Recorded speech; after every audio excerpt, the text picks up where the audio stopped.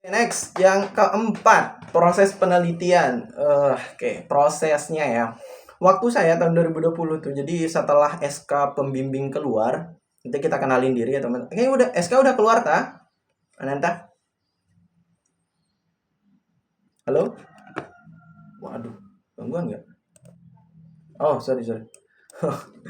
Kira dia apa? Gangguan sinyalnya. Oke, SK udah keluar. Setelah itu kalian kenalin diri ke Dospem. Nah, nanti kalau kalian udah mau turun ke lapangan, artinya setelah biasanya sih kalau bisa sih sebelum seminar ya, kalian udah tahu lapangan dulu. Jadi topik ini bahkan ketika mencari topik sebaiknya kalian terjun ke lapangan.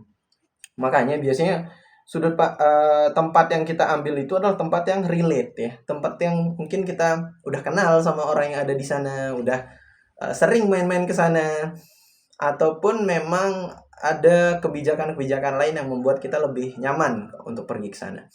Misalkan saya dulu ngambil di Aruna Senggigi ya. Kenapa saya ambil di Aruna? Karena saya pernah magang di sana misalkan. Itu akan lebih memudahkan teman-teman untuk melakukan observasi lebih dahulu. Atau yang berikutnya setelah itu kalian akan diberikan yang namanya surat ya, surat pengantar penelitian. Itu biasanya dikeluarkan sama ADAK. Nah, kalian itu bisa turun ke lapangan dengan surat itu. Jadi satu surat itu bisa dipakai untuk misalkan rentang penelitian kalian 2 bulan. Jadi satu surat bisa dipakai untuk 2 bulan, nggak usah bawa bolak-balik surat itu gitu. Jadi satu surat akan melakukan penelitian selama 2 bulan. Nah, kalian bisa melakukan interview, kemudian juga observasi di lapangan, yang saya bilang tadi mencari masalah bukan membuat masalah di sana. Dicari masalahnya, tanya-tanya lah masa ke FOM-nya, ke staff-staffnya, ke PA-nya kalau kalian ambil housekeeping sesuai dengan bidang yang kalian amati. Kemudian nanti kalian bisa tulis gitu di bab 1 latar belakang, kemudian bab 2 dan bab 3 mengenai problem dan proses lapangan yang ada di sana. Oke, yang kelima masalah jurnal dan kutipan. Kayaknya next slide dulu. Oke, yang keenam kondisi sidang. Nah ini tadi makasih Pak Idal udah diingatkan masalah kondisi ya.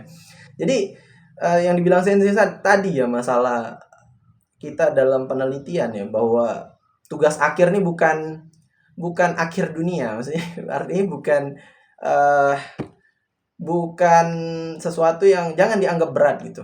Yang penting kita terus, misalkan sehari itu setidaknya kita bikin 1 kalimat aja dalam tugas akhir, insya Allah tuh selesai. Yang penting setiap hari itu kita punya progres. Jangan sampai tugas akhirnya dilihat aja, wah berat nih, mabar kayaknya nih. Akhirnya nggak jadi nulis. Akhirnya walaupun kita satu kos udah siap-siap ngetik, malah invite Mobile Legend. Makanya sebaiknya circle-nya ataupun lingkungan kalian ketika membuat TA itu sebaiknya mendukung. Kalau saya sendiri itu lebih suka sendiri-sendiri. Maksudnya agak susah kalau rame-rame terus bikin TA tuh, biasanya banyak yang nanya soalnya. Jadi kita nggak jadi TA, kita nggak jadiin TA kita, jadi kita jadiin TA orang. Karena saking banyak yang nanya, jadi kita nggak jadi ngetik. Akhirnya saya lebih suka biasanya di kamar sendiri ngetik, 1 hari selembar 2 lembar udah cukup, istirahat besok lagi. Jadi pelan-pelan gitu. Waktu kalian masih ada 3 bulan ya, I hope cukup lah ya, harusnya cukup ya. Kemudian setelah itu nanti pas sidang. Nah, pas sidang itu kan jangan takut sama dospem. Jadi dospem pengujinya itu biasanya dari dospem sih. Jadi enaknya itu karena mereka juga udah tahu bagaimana penelitian kita sebenarnya ketika bimbingan. Cuman yang paling tahu penelitian kita kan kita nih, kita yang nulis, kita yang terjun ke lapangan. Jadi kita punya pemahaman yang harusnya jauh lebih baik daripada dosen penguji. Jadi kalian jangan takut, yang penting masalah kalian udah kelihatan. Kalau di dalam seminar proposal itu yang penting masalahnya udah clear. Nanti proses penelitiannya juga udah dijelasin, konsep kita udah jelas. Ya udah pasti lulus kalau seminar proposal. Pasti lulus kalau yang saya bilang tadi masalahnya udah jelas, topiknya udah jelas, ya udah jalan. Nah, kalau masih belum jelas biasanya ya disuruh revisi pasti. Setiap seminar juga walaupun lulus pasti lulus dengan revisi. Gitu ya. Nggak ada yang sempurna. Lulus nih, nggak ada revisi sama sekali, pasti ada. Entah itu titik koma, entah itu huruf besar, huruf kecil, entah itu di, ke, maka dan seterusnya, itu pasti ada revisi dari masing-masing dosen penguji. Nah, terakhir masalah tugas akhir yang untuk sidang TA ya. Ya kan, kalau nggak salah kayaknya ada sistem baru di kampus, cuman nggak tahu ya apakah berlaku juga untuk divisi kamar ya, masalah jurnal. Jadi kalau kita terbitin jurnal, kita nggak usah sidang akhir gitu. Tapi itu mungkin nanti dibahas sama teman-teman yang lain lah. Nah, masalah pas sidang tugas akhir tuh dosen pengujinya 3 ya. Kadang itu salah satunya bisa jadi dosen pembimbing ataupun bahkan nggak ada. Waktu saya sidang itu tiga-tiganya nggak ada dosen pembimbing. Satu itu Pak Komang, satu itu Miss Gek ya UPW, kemudian satu lagi Madam Rizda, Tata Hidang ya. Akhirnya mereka yang jadi penguji saya. Jadi waktu itu dospem saya itu ada Pak Anas sama Bu Ayu. Jadi dua-duanya mungkin ada beda kelas ataupun beda ruangan karena kan kita hampir satu angkatan tuh sidang hari itu. Jadi dikasih jadwal lah. Yang penting kita udah ngumpulin tugas akhir dan semua berkas administrasi, pembayaran dan seterusnya, nanti jadwal kita keluar, ya udah nanti urut-urutan. Karena waktu itu Covid ya, tahun 2020, jadi agak strict lah. Jadi kita kepisah-pisah, nggak bisa foto-foto bareng, nggak bisa selempang-selempang tuh tidak ada karena Covid teman-teman. Jadi kita di luar kalau mau ada perayaan-perayaan kayak gitu. Oke. Tuh, satu slide lagi. Berapa menit nih? Ya, masih ya. Masih berapa? 10 menit lagi lah. Sorry. Nah, ini ada sedikit sebenarnya untuk menjelaskan yang tadi, yang kita bahas tadi di atas. Mengenai ini, masalah dan topik. Nah, jadi ketika kalian udah bisa mencari nih masalahnya. Nah, waktu saya membuat tugas akhir itu masalah yang lagi hype. Jadi memang ada fenomena di sana, ada hal yang membantu kami sebagai mahasiswa pariwisata juga lumayan nih untuk jadiin judul. Lagi panas-panasnya itu waktu itu adalah masalah COVID ya. Masalah COVID-19, kemudian solusi dari pemerintah adalah penerapan namanya kebijakan itu adalah CHSE ya. Cleanliness, Health, Sustainable and Environment. Jadi lebih ada indikator-indikatornya lah. Nanti saya coba share tugas akhir saya di grup ya. Nah, jadi masalahnya udah ada, topiknya udah ada, masalahnya COVID, topiknya akan berbau dengan penerapan CHSE dan penanggulangan COVID di hotel. Jadi nanti kan ada SOP-SOP yang diubah di sana. Kemudian lokasinya itu di Hotel Aruna Senggigi. Nah, ini yang saya bilang, Sensei Ayu bilang tadi ya. Topiknya nggak apa-apa. Topik ataupun masalahnya ini nggak apa-apa sama, tapi nanti lokasinya beda gitu. Itu boleh.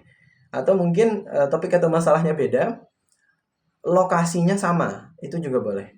Misalkan di sana itu ada teman saya juga, judul saya sama teman saya itu, cuman dia ubah bagian akhirnya nih, nggak di kantor depan, tapi di bagian tata geraha ataupun housekeepingnya.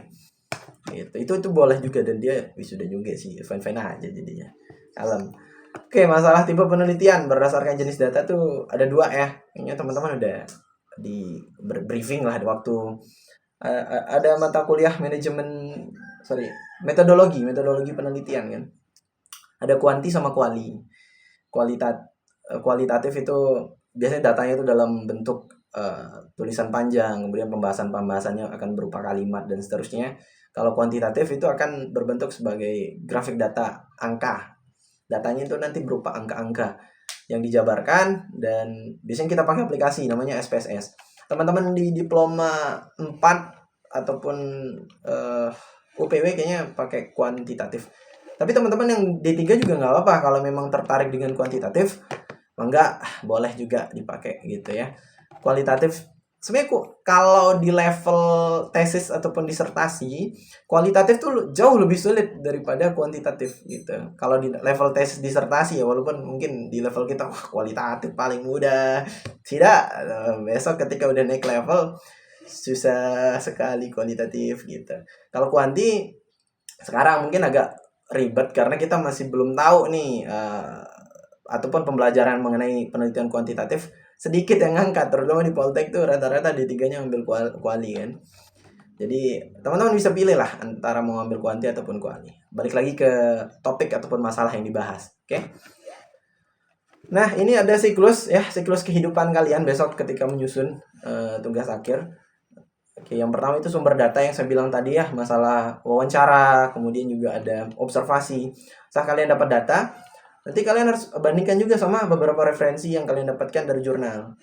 gitu ya. Ataupun nanti kalian bisa baca tugas akhir dari teman-teman yang udah lulus ya. Teman-teman yang udah lulus nanti bisa minta di perpustakaan, itu soft copy ada, kemudian hard copy juga ada. Teman-teman bisa pinjam aja di Pak Taufik ya. Kemudian referensi setelah dibaca itu kita akan melakukan konsultasi. Antara kita baca referensi terus nulis juga bisa, atau kita langsung konsultasi juga bisa. Konsultasi ke dospem masing-masing.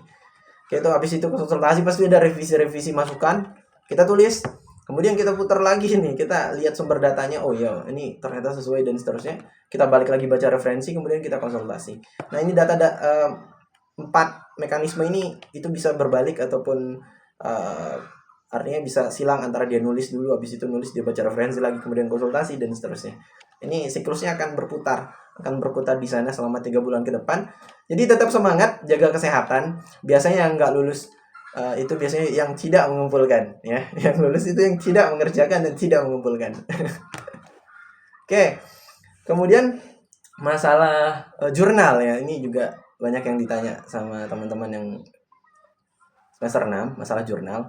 Ini jurnal ini gimana sih Kak gitu.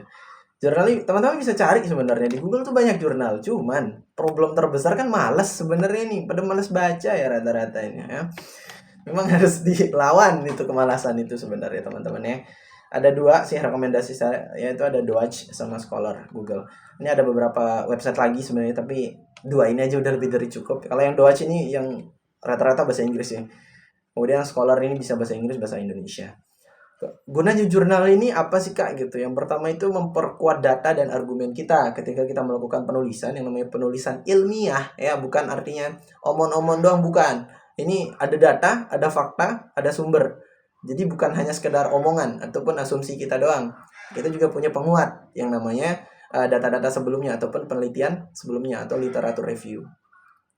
Kemudian gunanya jurnal ini juga adalah ngebangun pola pikir kita nih. Kalau teman-teman yang masih bingung nih judulnya apa, saran saya nih ya, kalau kalian kerjakan, ketemu topiknya, baca aja 10 lah, minimal 10 jurnal, kalian baca. Entah itu kalian tulis aja di Google ya, pariwisata, atau mungkin hotel, nanti kan ada beberapa jurnal orang-orang kan, nah kalian baca dari sana. Baca 10 aja jurnal yang beda-beda, intinya ruang lingkup hotel ataupun room division.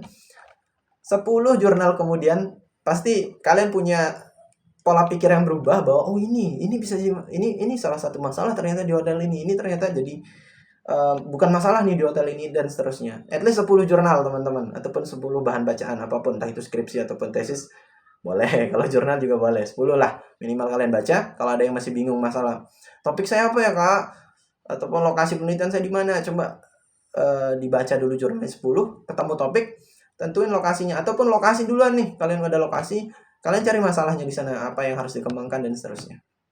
Kita ya. Oke. Next. Oke. Nah, kita udah berakhir di sesi saya.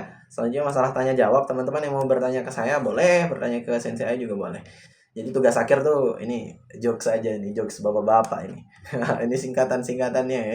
Tugas akhir tuh memang harus niat, memang ya, harus ulet, harus tekun, harus konsisten, harus teliti juga, harus punya tekad, dan juga harus terbuka bahwa memang tugas akhir ini adalah gerbang kalian nih untuk menuju dunia industri yang lebih baik lagi.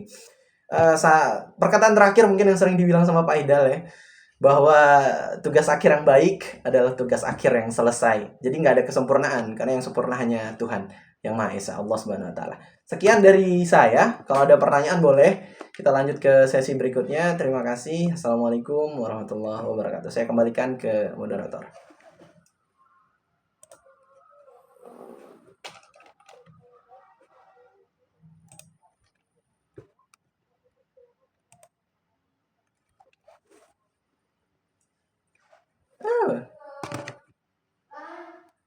Salam. Pak. Pak.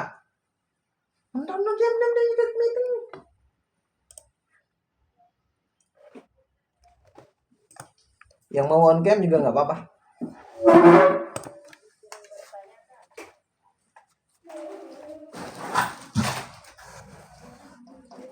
Siapa itu?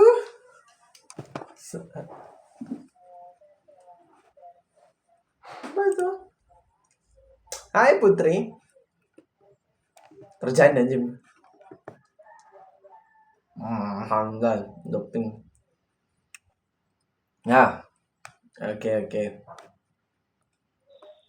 Makasih Putri. Gugup ya. Gugup tuh terjadi karena ketidaktahuan sebenarnya. Nah, ya paham paham. Sengaja sih itu. Iya ya, tak aman-aman.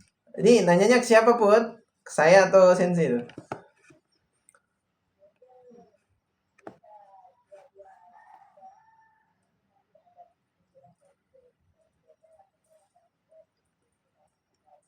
Iya ya. Sensi duluan, Bang.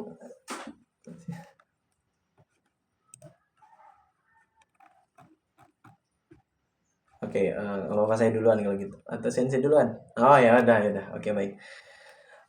Tips masalah gugup ya. Biasanya ketakutan itu ya, ketakutan itu terjadi karena ketidaktahuan. Kalau saya sering baca-baca, memang ketakutan itu terjadi karena ketidaktahuan.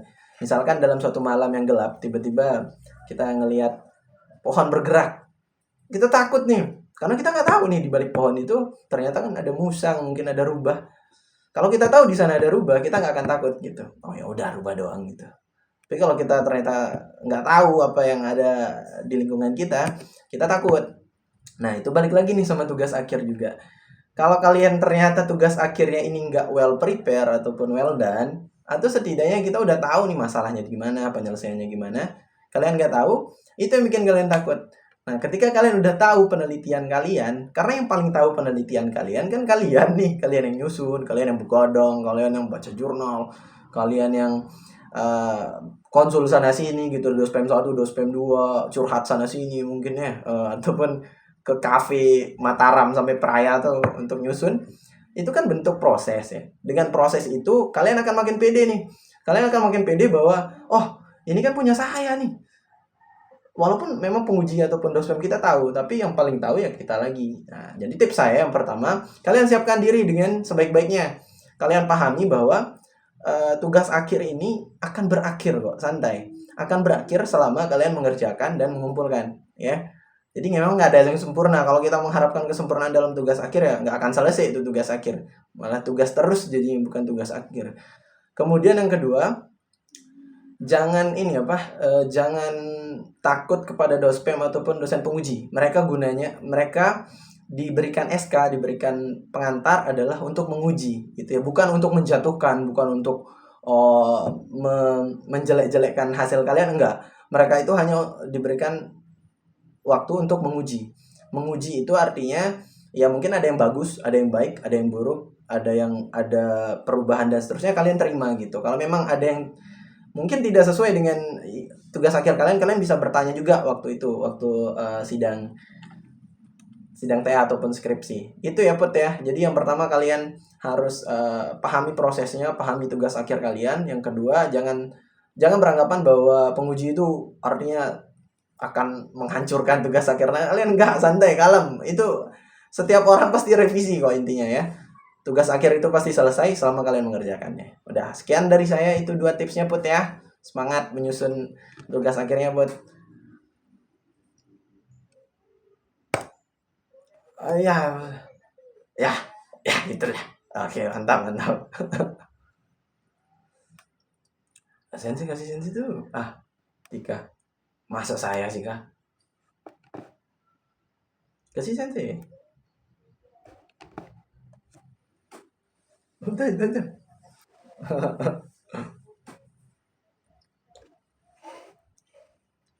Sama siapa nih?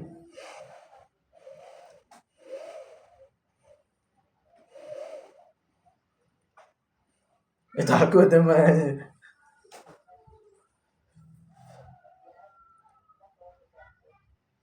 Nah, Coki. Ya, saya joki juga.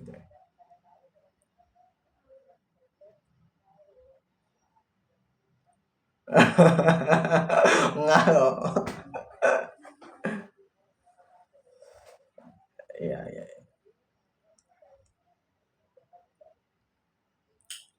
Ya itu dah, intinya itu aja.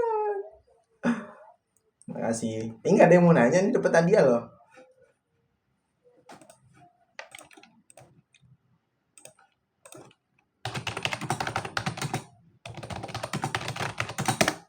Ya udahnya dapat hadiah.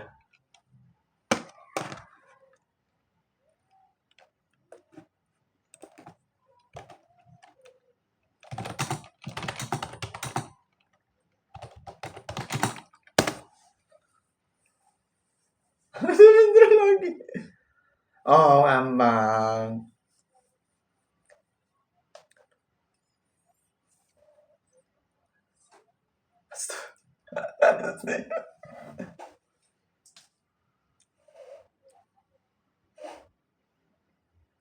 Hmm. Apa tuh? Aduh, siapa? Oke, baik. Tadi siapa ya? Bentar. Ya, ya. Afnan. Oke, hai. Oke, hai Afnan. Oke, baik. Masalah Turnitin ya. Saya mau jelasin sedikit mungkin ya. Eh, mekanisme Turnitin tuh gimana sih mereka membaca tulisan kita. Jadi kan gini, kalau dalam Turnitin, waktu angkatan saya itu nggak ada, itu nggak tahu ya, mungkin namanya juga angkatan awal ya teman-teman ya. Jadi waktu angkatan saya itu nggak ada Turnitin sama sekali, tergantung dospem sih. Mungkin ada yang pakai Turnitin, ada yang enggak. Tapi waktu saya nggak pakai Turnitin waktu angkatan saya. Nah waktu D4, waktu di Solo ya, waktu ekstensi, nah itu pakai Turnitin, dan itu minimal itu ber Turnitinnya 20%. 20% apa 25% gitu ya. Jadi kalau di atas itu ya udah siap-siap ditolak, nggak jadi sidang gitu. Oke, caranya sebenarnya Turnitin tuh bacanya apa sih? Ya yang dibaca itu yang kalimat. Beberapa kalimat itu akan ke crop. Nanti kalau kalian melihat hasil Turnitin itu nanti di bagian paling bawah itu akan ada persentasenya. Jadi kalimat ini, oh dia kopas nih dari Wikipedia. Itu akan sangat kelihatan, apalagi dari Wikipedia. Dari jurnal yang berbayar, dari jurnal internasional yang pakai bahasa Inggris aja, itu masih bisa kedetek gitu. Masih, oh ya ini dari sini jurnal sekian. Itu nggak apa-apa memang. Makanya kita punya bar minimal untuk, atau batasan minimal untuk Turnitin. Nah, caranya gimana nih biar bisa lolos dari bar tersebut? Ada beberapa sebenarnya ya. Yang normal-normal aja. Yang pertama tuh tulisan kalian, jumlah katanya tuh sebanyak mungkin kalau bisa. Ya. Jadi waktu saya nulis awalnya 7.000 kata. Itu sekitar I think 70 lembar lah, apa 60 lembar, itu 7.000 kata. Turnitin saya itu masih di angka 30%. 30 itu lumayan gede, itu lumayan masih ketar-ketir itu dikasih apa enggaknya, ternyata harus diturunin lagi. Akhirnya saya nulis lagi, jangan 7.000, naikin 2 kali lipatnya ke 14.000. Nah ketika naik 2 kali lipatnya kan jumlah katanya mungkin banyak nih, variasi katanya mungkin banyak. Artinya kata-kata yang awalnya mungkin dia 1% dari total 7.000 kata, artinya sekitar 70 kata yang sama, kan jadi 1% nih Turnitin kita. Ketika total datanya 14.000, Turnitinnya jadi 0,5%, turun setengahnya. Jadi yang awalnya 30% itu turun sekitar I think 19%, artinya 11% tuh hilang karena saya nambah sekitar 7.000 kata. Itu cara yang pertama, Afnan. Jadi bahasanya kita nulis lebih banyak lagi, elaborasi lagi kata-kata yang kita punya. Ataupun yang saya bilang tadi, baca dulu parafrase yang dibilang sama Sensei juga tadi kan. Nah kalau yang pertama itu tambah kata-katanya lagi. Kemudian yang kedua, parafrase itu berpengaruh, namun harus masif ya. Jadi nggak bisa nih cuman satu paragraf ataupun cuman satu kutipan yang kita parafrase terus berharap Turnitin kita yang 7.000 kata tadi 1%-nya turun. Nggak bisa. Artinya kita harus turunin itu lebih rendah kan. 1% dari 7.000 kan itu 70 kata yang harus kita ubah. Dalam satu kutipan yang bilang Sensei tadi 40. Artinya sekitar 2 kutipan yang harus diubah biar turun 1%. Gitu. Itu pun ketika kita ngubah, itu bisa aja sama dengan orang-orang lain di seluruh dunia, ataupun jurnal-jurnal lain, ataupun artikel-artikel lain. Ada yang pakai merupakan, ya itu adalah. Itu kan udah common ya, pasti akan kedetek terus gitu. Itu ya 2. Jadi yang pertama itu dia ningkatin jumlah kata. Yang kedua itu parafrase masif. ya. Jadi jangan cuma satu dua sumber yang diparafrase, kalau bisa ya 50% lah dari sumber yang kita punya diparafrase gitu ya. Dah, sekian Afnan, makasih.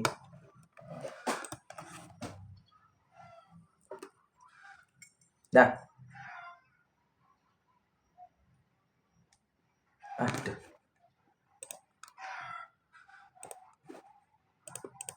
Halo, udah Afnan aman? Apa gangguan? Oke, silakan Sinti kalau ada tambahan. Terima kasih.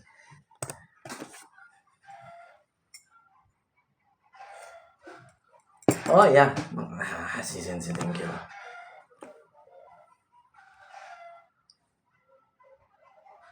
Benar.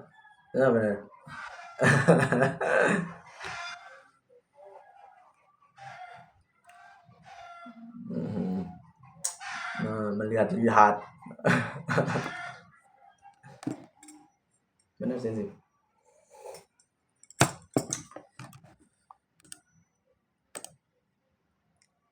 Kasih Afnan.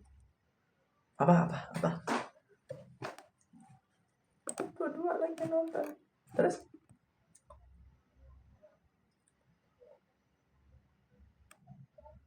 Iya memang.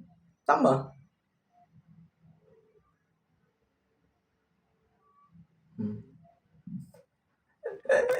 Baca lagi Nan.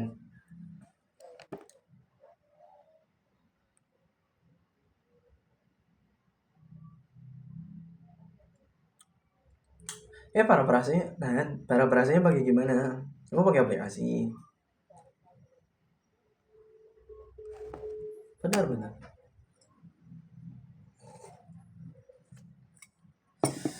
Benar.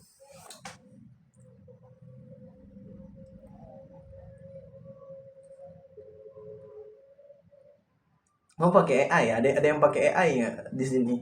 Mohon maaf teman-teman nih. Habis kalian nih.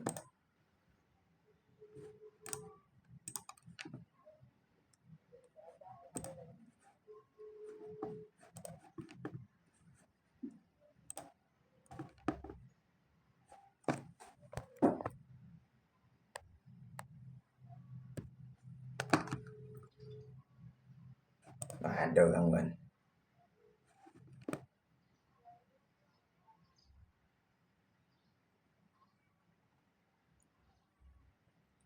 Sorry.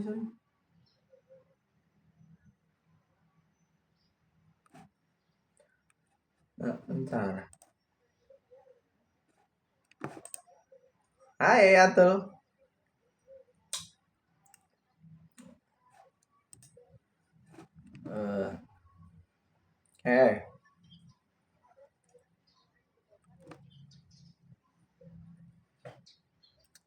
Bapak kamu tukang roti ya?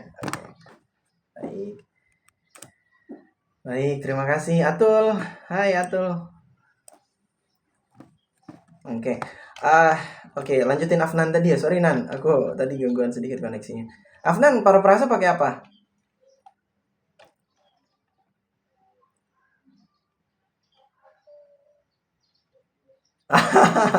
Itu masalahnya Nan. Kalau bisa, jangan parafrase pakai AI ataupun website. Karena mereka juga punya keterbatasan ya. Walaupun memang pinter si AI itu ya, si website itu. Tapi sebaiknya jangan pakai itu. Karena memang yang saya bilang tadi pasti kedetek lagi. Karena sekarang Turnitin tuh punya mode ya, di pojok kanan tuh ada, tinggal dicentang aja tuh. Aku lupa namanya. Intinya dia tuh ngedetek AI. Jadi ketika itu dicentang, udah siap-siap hancur tuh ketika kalian pakai ChatGPT, pakai paraphrase.ai. Karena ya saya bilang tadi ya, semakin maju sebuah perkembangan zaman, pasti ada counternya juga gitu. Toh juga apalagi waktu saya tesis sekarang nggak boleh pakai ChatGPT. Gitu ya. Nan, sebaiknya mandiri Nan ya, mandiri, gunakan ini pola pikir tersendiri. Oke. Atul, pertanyaan surprise ya. Surprising question itu memang random tuh. Kalau pertanyaan surprise-nya memang random, kita nggak bisa tebak nih, kita nggak tahu apakah dospemnya akan bertanya di luar daripada tugas akhir kita. Itu balik lagi ke dospem masing-masing. Cuman ketika memang keluar pertanyaan yang tidak bisa kita jawab dan kita tahu kalau itu adalah pertanyaan jebakan ataupun pertanyaan yang di luar materi kita, itu memang nggak usah kita jawab. Kita bilang aja itu mohon maaf Bapak dan Ibu, pertanyaan Bapak Ibu penguji ini di luar konteks penelitian saya. Mungkin nanti teman-teman dengan bidang yang lain, misalkan kita fokus ke room division management, kan ada beberapa pembagian. Kita fokus ke room attendant misalkan, kamar. Tiba-tiba ditanya nih masalah front office ataupun masalah tamu yang komplain di front office mengenai front office misalkan. Jadi kan udah ada gap di sana, kita udah paham, oh ini mohon maaf Bapak Ibu, ternyata penelitian saya ini fokus hanya bidang room attendantnya aja gitu, bagaimana kamar itu di entah itu di clean up ataupun di make up dan seterusnya kan. Kayak gitu aja untuk ngejawab sesuatu yang surprise gitu. Pun kalau ada yang ngejebak yang memang ternyata kita udah kadung jawab dan ternyata kita disalahkan atas jawaban kita, ya udah nggak apa-apa, kita terima gitu. Jangan kita mencoba untuk wah jangan dong Pak, jangan dong serang-serang saya, ini saya punya mental illness, itu nggak bisa. Udah terima aja. Oh iya, terima kasih Bapak Ibu atas jawabannya. Mohon maaf atas kesalahan saya akan coba untuk memperbaikinya. Udah itu aja. Pasti dosen penguji juga, oh ya udah anak ini ternyata nggak kekeh nih sama sudut pandangnya sendiri gitu. Karena kita nguji juga punya sudut pandang yang berbeda gitu sama dosen penguji yang lain. Kita terima masukan sarannya, makasih. Habis itu nanti kita revisi. Udah.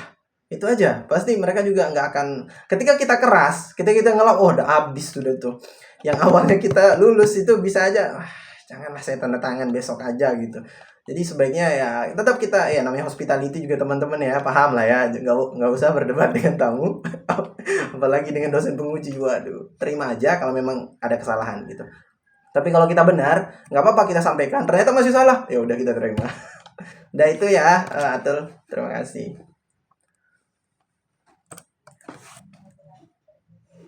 Wah, silakan.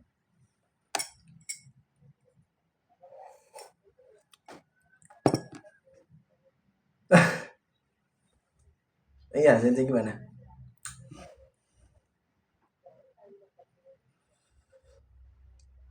Oh ya, bisa juga.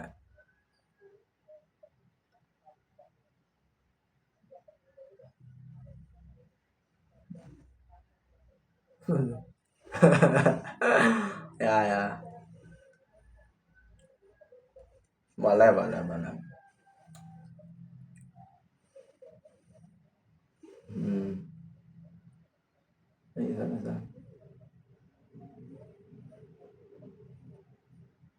Kalau saya, ya, ya. Bisa, bisa. Bisa, bisa, bisa. Hmm. Itu kosakatanya lebih banyak. Kosakata Indonesia juga lebih sedikit sebenarnya kalau dibandingkan dengan bahasa Inggris. Silakan, silakan, siapa tadi?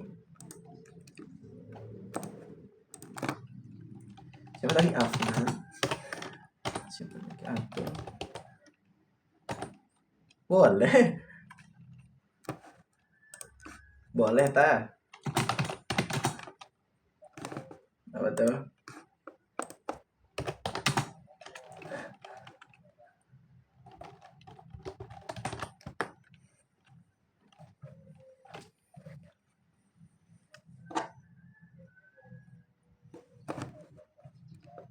Oke. Oh ya, cuma apa? Baca. Baca.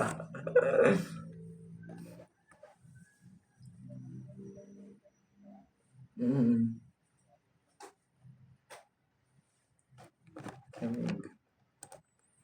Oke, halo Ananta. Oke, baik, masalah bab 3 ya. Udah masuk. Kalian cuma sampai bab 4 kan ya? Kesimpulan dan saran. Oh ya. Oke. Itu sampai bab 4 kan? Oke, bab 3-nya tentang hasil dan analisis hasil ya. Bab 2-nya tentang gambaran umum ya. Kalau oke. Untuk bab 3 analisis hasil ya balik lagi nih, nggak bisa tiba-tiba nih kita lempar aja langsung hasil yang kita lihat di lapangan. Gitu. Jadi kan ada proses sumber data yang kita bahas tadi ya. Sumber data tersebut entah itu kuanti ataupun kuali itu dijabarkan. Ya. Jadi misalkan kalau saya dulu tuh jadi ada wawancara ke beberapa staff di front office departmentnya. Nah itu yang diberikan ke analisis hasilnya. Jadi nanti wawancara itu pun dimasukkan nanti ke analisis hasil walaupun nanti kutipannya pasif gitu. Kita mulai dari ini dulu rumusan masalah. Nah nanti rumusan masalah itu akan keluar nanti ke analisis hasilnya. Oke, rumusan masalah keluar di analisis hasil. Nah, dengan rumusan masalah itu kan nanti turunannya itu akan ke pertanyaan-pertanyaan untuk menyelesaikan masalah tersebut. Nah, itu yang dibahas dulu di analisis hasil tersebut. Jadi nanti hasil interviewnya diberikan ke sana, terus ada juga mungkin kamu bisa baca beberapa jurnal ataupun tugas akhir dari cutting sebelumnya. Itu mereka biasanya gitu. Jadi mereka memasukkan data-data dari sumber data yang mereka kumpulin itu dimasukkan ke analisis hasilnya gitu. Walaupun nggak mentah ya. Artinya benar-benar kita copy paste langsung dari hasil wawancara enggak. Tapi kita ambil nih yang penting yang sesuai itu mana. Itu nama tekniknya itu Miles and Huberman. Nanti kita kasih ininya jurnal masalah Miles and Huberman. Terus kemudian nanti ada triangulasi data untuk kualitatif. Jadi data itu dibandingkan ya. Misalkan kita tanya FOM-nya bilang kalau SOP-nya bagus, staffnya bilang SOP-nya punya masalah. Kemudian staff satunya lagi bilang SOP-nya bagus. Nah, dari 3 ini kan ada satu yang salah di sini. Nah, itu harus diklarifikasi gitu. Kalau misalkan 3-3-nya bilang itu bagus, nah itu kita bisa bilang itu data itu valid gitu. Jadi kita punya batasan penelitian. Kalau di kualitatif ataupun metode interview lah teman-teman yang mungkin agak kurang paham mengenai kualitatif. Kapan sih kita selesai penelitian kualitatif? Jawabannya itu adalah ketika kita sudah menemukan namanya kejenuhan data. Jadi data yang kita dapatkan itu udah sama semua. Udah itu doang terus yang keluar gitu. Misalkan kita tanya masalah SOP, udah SOP-nya udah bagus kok. Ini bagus kok. Nah, tapi yang saya bilang tadi, kalian harus bandingin sama kan katanya kalian punya masalah di depan nih. Ternyata di lapangan mereka bilang sosok bagus. Kalian harus cari, kalian harus gali gitu. Masalah ini kok gini sih Pak? Karena itu ada gap di sana. Nah, kalian harus tanya gitu. Gak bisa pasti semua bagus, pasti ada kesalahan. Cuma mereka sembunyikan sih biasanya. Cuman ya itu makanya kehebatan dari teman-teman nanti untuk persuasif ya. Pelan-pelan. Jadi jangan terlalu artinya masuk hotel terus duduk bareng gitu nggak. Kalau bisa di luar hotel gitu kita ngopi-ngopi, kita ajak kemana gitu, kita curhat lah bahasanya gitu biar enak gitu karena ya komunikasi yang baik ya komunikasi yang dua belah pihak nih sama-sama enak gitu ngobrolnya. Itu makanya saya bilang ya lokasi penelitian tuh sebaiknya kalian udah tahu gitu biar kita sama-sama tahu kalau ada masalah dan seterusnya. Itu ya Taya.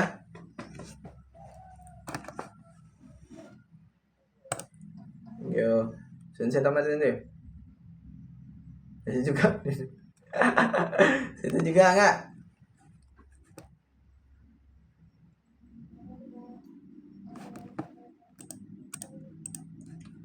Jam 10.31 cepet ya.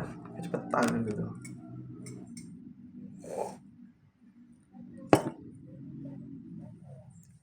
Iya.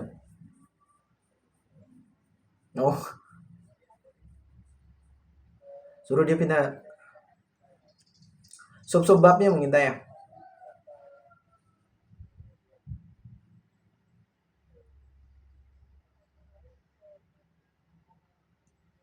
Benar, rumah sama.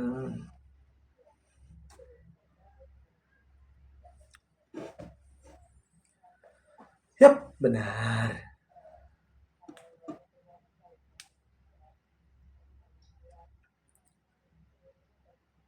Benar, angkanya kelihatan. Enggak, itu ada.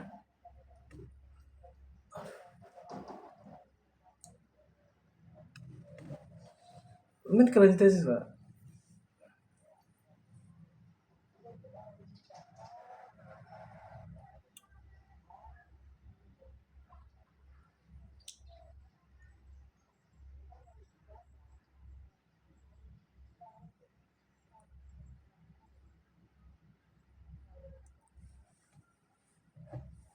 Fokus di satu.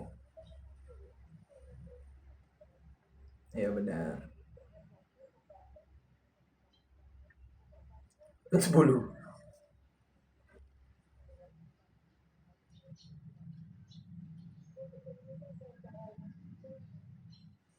Emang teman-teman metodologi ya? Opsional sih.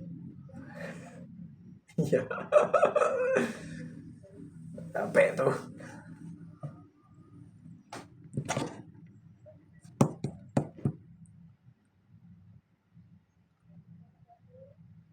Dah.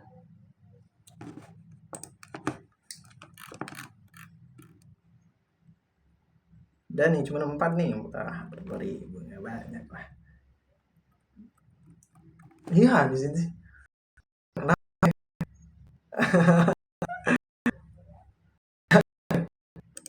Atau jadi sih udah tinggal sidang nih. Mana ada jadi. Dah, aman ya. Ayo teman-teman udah bertanya nanti bisa personal chat ya. Adalah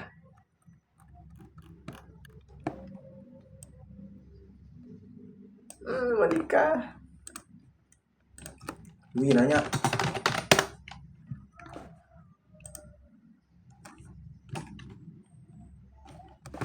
Saya bertanya.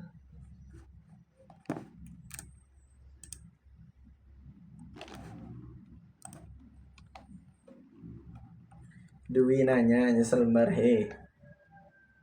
Oh udah dokumentasi. Udah. Makasih. Makasih teman-teman. Cepet ya.